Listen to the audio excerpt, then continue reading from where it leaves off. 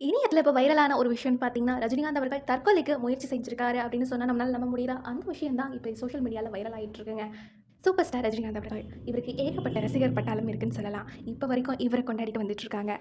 1992ல நடந்த அவங்களோட மனைவி லதா அவர்களுடைய இசை நிகழ்ச்சியில தான் தற்கொலைக்கு தான் முயன்றதாக சொல்லியிருக்காரு இந்த விஷயத்தங்க. இது இப்ப இணையத்துல வைரல் ஆயிட்டு இருக்கு. அதாவது என்ன நடந்ததுன்னா, வீட்ல ரொம்ப கஷ்டம் காரணமாக ஆஃபீஸ் பாயாலாம் ரஜினி அவர்கள் ஒர்க் பண்ணியிருக்காரு. அதுக்கப்புறம் கூலி தொழிலாளியாக ஒர்க் பண்ணியிருக்காரு. ரஜினி அவர்களுடைய வாழ்க்கை குறித்து ரொம்ப பயம் காரணமா, நம்ம சூசைட் பண்ணிக்கிட்டா என்ன அப்படின்னு சொல்லிட்டு முடிவு பண்ணியிருக்காராமா. அதுக்கப்புறம் தற்கொலை செய்து கொள்ளலாம் அப்படின்னு போனப்ப, அவர் பார்த்த ஒரு சீன் தான் அவர் எண்ணத்தையே மாத்திருக்குன்னு சொல்றாங்க. அதாவது செவுத்துல வரைஞ்சிருந்த கடவுளுடைய முகம் அவரோட எண்ணத்தையே மாத்திருக்காமா. அதாவது அன்னைக்கு நைட் அவர் தூங்கிட்டு இருக்கும்போது, அவரது கனவுல முகப்பொலிவுடன் ஒரு நபர் அவர நோக்கி வருவதாக பார்த்திருக்காரு. அங்கிருந்து ஆற்றின் மீது அவர் நடந்து வந்தத பார்த்த ரஜினி, அவர நோக்கி ஓடுவதாக கனவு கண்டிருக்காருங்க.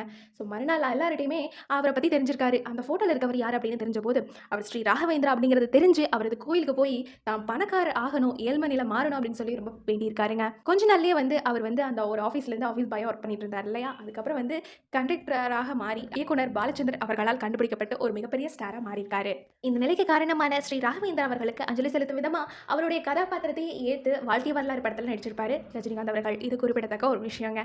இது தாங்க இப்ப இணையத்துல வைரல் ஆயிட்டு இருக்கு. Thank you.